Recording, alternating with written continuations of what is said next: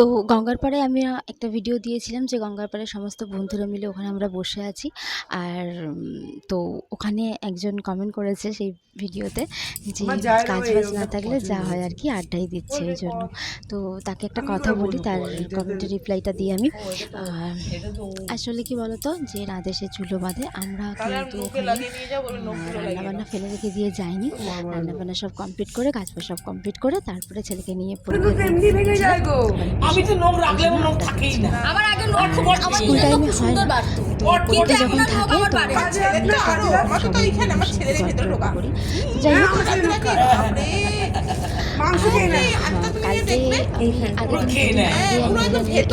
করেছিলাম, তো বান্ধবীদের দেখে ওরাও বলছে যে আমাদের একটু করে দেয়। তো ওখানে ওই জন্য গঙ্গার পাড়ে বসে একটু সেকশন করে দিচ্ছিলাম। আর দেখো, আমার কাছে জন্য কিন্তু খুব বেশি জিনিস নেই, যতটুকু দিয়ে আমি করি তো ওদেরকেও সেইটুকু জিনিস দিয়েই করে দিচ্ছিলাম। তো তোমরা বলো ভিডিওটা কেমন লেগেছে আর কেমন লাগছে দেখতে, কালারটা বলো কেমন লাগছে দেখতে, কালারগুলো কেমন চয়েস করেছে। তো যাই হোক, যদি ভালো লেগে থাকে অবশ্যই লাইক কমেন্ট শেয়ার করে দিও। ভালো থেকো।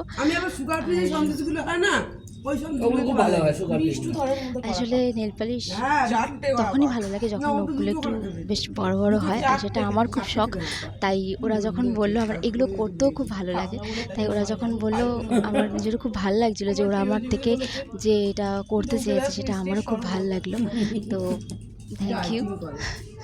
আমার ওই বন্ধুগুলো যারা আমাকে মানে বিশ্বাস করে বলেছে না আমি করতে পারবো, এই তো কেমন হয়েছে তোমরা কিন্তু অবশ্যই কমেন্ট করে জানিও।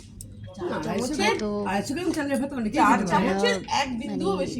পার্লারের মতো 250 গ্রাম চালের ভাত অনেকটাই জিনিস দিয়ে আমি আমারটা করি। আমি খেতে পারি না 250 গ্রাম চালের, আমরা দুজন খেতে পারবো।